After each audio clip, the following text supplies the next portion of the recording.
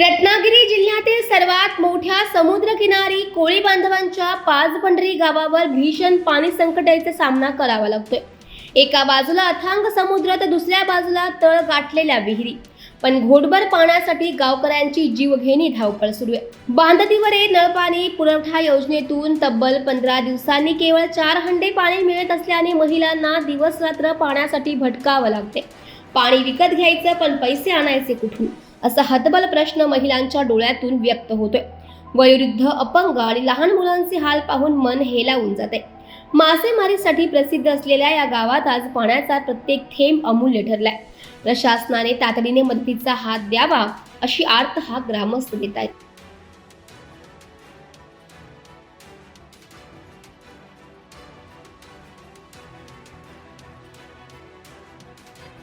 10-15 दिवसांनी एकदा पाणी येते प्यायला आम्हाला।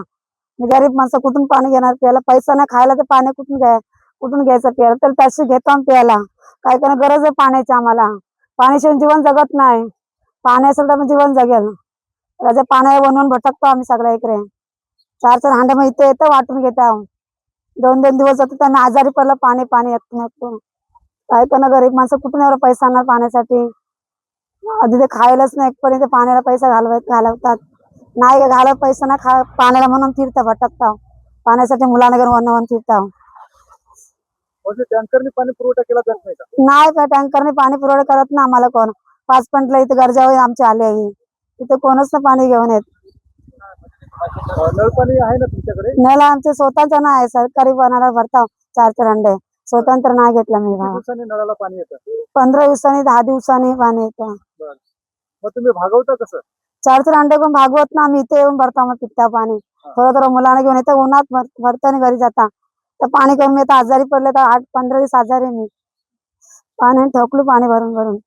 काय कारण पाण्याचा त्रास करून काय शेवटी प्यायलाच पाहिजे ना, मुलांना नाही ना, मुला कुठून पाणी पितील? या पाणी नाही प्यायला काय नाही बनवून भटकता। आता आम्ही किती म्हणजे 2 महिने भरपूर कंट्रोलिंग, 2 महिने तर जास्त त्रास झाला आम्हाला पाण्याचा। आता 3रा महिना लागलाय हो। भरपूर कंटाळला होता पाण्यासाठी आम्ही।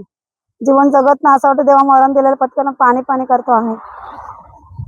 अक्षरशः पाण्यापासून धरतो आम्ही। पाणीच नाही आमच्याकडे पियाला। सकाळी आम्ही आला मुलीला घेऊन फिरताय पाण्यासाठी। आता 12 वाजले जाऊन मी जेवण पण घरात केलंय। पाण्यासाठी भटकतं वाटली